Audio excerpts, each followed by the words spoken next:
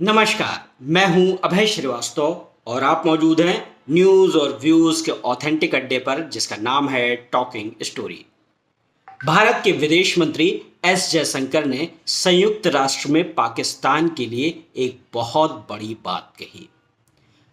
S Jaishankar ने कहा कि जब इनकी सत्ता अपने लोगों को उग्रवाद के लिए प्रेरित करती है तो इनकी जीडीपी सिर्फ चरमपंथ के रूप में मापी जा सकती है और इसका निर्यात सिर्फ आतंकवाद के रूप में हो सकता है। एस जयशंकर ने जो कहा वो सिर्फ पाकिस्तान पर ही लागू नहीं होता, यह कश्मीर के अब्दुल्लाओं और मुफ्तियों पर भी लागू होता है। महबूबा मुफ्ती को हिजबुल्लाह के हसन नसरुल्लाह के मारे जाने का इतना दर्द है कि उन्होंने जम्मू कश्मीर विधानसभा का चुनाव प्रचार एक दिन के लिए रोक दिया है। और इस पर बीजेपी ने एकदम सही सवाल किया। बीजेपी का सवाल है कि क्या आपने बांग्लादेश के हिंदुओं के नरसंहार के विरुद्ध ऐसी कोई सॉलिडेरिटी दिखाई? मैं पूछना चाहता हूं कि भैया अभी तो एक सदी भी नहीं बीती है, 100 साल भी नहीं बीते हैं, वो लोग आपके साथ थे, आप उनके लिए आंसू नहीं बहा सकते? क्यों ऐसा है? क्यों ना माने कि आप रेडिकलाइज हैं? कश्मीर में पाकिस्तान ने टेरर एक्सपोर्ट किया, लेकिन क्या कश्मीर के अब्दुल्ला और कश्मीर के ये मुफ्ती टेरर के इंपोर्टर नहीं हैं? क्या मजाल थी पाकिस्तान की? क्या मजाल थी पाकिस्तान की कि वो भारत में आतंकवाद फैलाने का दुस्साहस करता? इन लोगों ने आतंकवाद को जगह दी अपने घरों में। पाकिस्तान की तो डॉक्ट्रीन है ब्लीड इंडिया 1000 कट्स।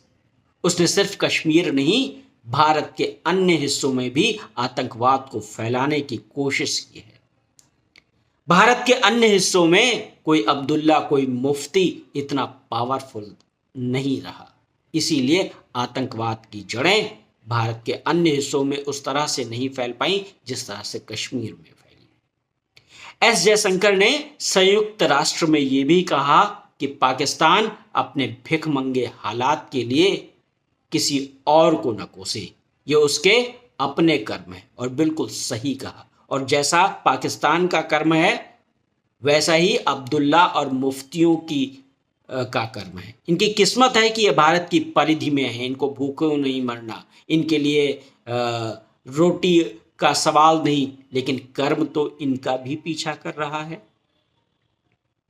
आर्टिकल 370 के खात्मे के बाद से अब्दुल्लाओं और मुफ्तियों की हैसियत पर सर्जिकल स्ट्राइक हो चुकी है।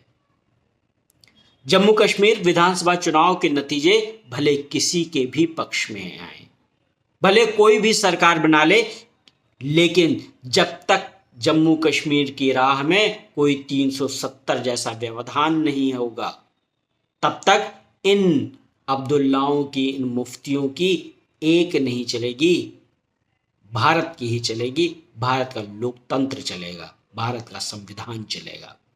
हालांकि इन अब्दुल्लाओं और मुफ्तियों के खतरों को नजरअंदाज नहीं किया जा सकता। हसन नसरुल्लाह की मौत पर महबूबा मुफ्ती का दर्द उसी उम्मा का दर्द है जिसमें दुनिया को इस्लामिक कैलिफेट बनाने या मानने की सोच पनपती है। महबूबा मुफ्ती को हसन नसरुल्लाह पर टेसुआ फैलाने का, टेसुआ बहाने का हक केवल एक स्थिति में मिल सकता था, और वो स्थिति थी कि अगर 7 अक्टूबर 2023 को जब इजराइल पर हमला हुआ, जब उसके लोग अपहृत किए गए, मारे गए, तो महबूबा मुफ्ती उनके दर्द से भी मुंतजिर होती तो कोई कह सकता कि वो हसन नसरुल्लाह की मौत पर आंसू बहाएं। महबूबा मुफ्ती ने मानवाधिकार की बजाय इस्लामिक कैलिफेट को, इस्लामिक उम्मा को प्राथमिकता दी है। ऐसे में ज़रूरी है कि भारत सरकार ने जिस तरह से पाकिस्तान को टेरर एक्सपोर्टर के तौर पर चिन्हित किया है, उसी तरीके से मुफ्तियों और अब्दुल्लाओं को टेरर इंपोर्टर के तौर पर चिन्हित करे। उनको चिन्हित करे और बताए कि ये टेरर के इंपोर्टर हैं। भारत की सेना पाकिस्तान से निपट लेगी। भारत के सैन्य बल इतने सक्षम हैं कि पाकिस्तान के दहशतगर्द से निपट लें। लेकिन जरूरी क्या है? जरूरी है कि इन अब्दुल्ला और मुफ्तियों को कटघरे में खड़ा किया जाए, इनको मेन स्ट्रीम से बाहर किया जाए, इनकी नेम कॉलिंग हो, इनको बताया जाए कि ये लोग जो भारत का खाते हैं और पाकिस्तान का गाते हैं, इस्लामिक कैलिफेट का गाते हैं, वो जब तक ये बंद नहीं करते इनको भारत में न सम्मान मिलेगा न भारत में अधिकार मिलेगा। और तब जब ये चिन्हित होंगे टेरर इंपोर्टर के तौर पर, तब जाकर के न्याय होगा। और वो न्याय जरूरी है कश्मीर के लिए, वो जरूरी है भारत के अन्य हिस्सों में शांति के लिए, वो जरूरी है भारत को आगे बढ़ाने के मिशन को कामयाब करने के लिए। अब्दुल्ला मुफ्तियों को प्रश्रय नहीं दिया जा सकता। हमने बीते 7 दशकों में, आज़ादी के 7 दशकों में अब्दुल्ला और मुफ्तियों और उनके साथ साथ कश्मीर में गांधी खानदान का भी वही रुख रहा, नेहरू से लेकर के आज राहुल गांधी तक। राहुल गांधी भी 370 की वापसी के नेशनल कॉन्फ्रेंस का जो प्रॉमिस है उस पर चुप्पी साध लेते हैं, बड़ी आसानी से चुप्पी साध लेते हैं। क्यों? क्योंकि इससे उनको कोई जवाब नहीं देना है। क्यों जवाब नहीं देना है भाई? 370 खत्म हुआ है तो ये कश्मीर को भारत की मुख्य धारा से जोड़ता है। 370 खत्म हुआ है तो ये जम्मू कश्मीर में शांति को लौटा रहा है। 370 खत्म हुआ है तो पत्थरबाज खत्म हो गए हैं। 370 खत्म हुआ है तो वहाँ स्कूल नहीं चल रहे हैं। 370 खत्म हुआ है तो गुज्जर बकरवाल और महिलाओं को न्याय मिला है, अधिकार मिला है, वाल्मीकि समाज को आरक्षण का अधिकार मिला है। 370 खत्म हुआ है तो जो केंद्र की योजनाएं हैं वो जम्मू कश्मीर पहुंची हैं। और 370 खत्म हुआ है तो पाकिस्तान का एजेंडा ध्वस्त हुआ है। 370 खत्म हुआ है तो फिर ये जो खुरासान प्रोविंस है अलकायदा का, जिसमें वो भारत को गजवाए हिंद का मंसूबा पालता है, उस पर अटैक हुआ है।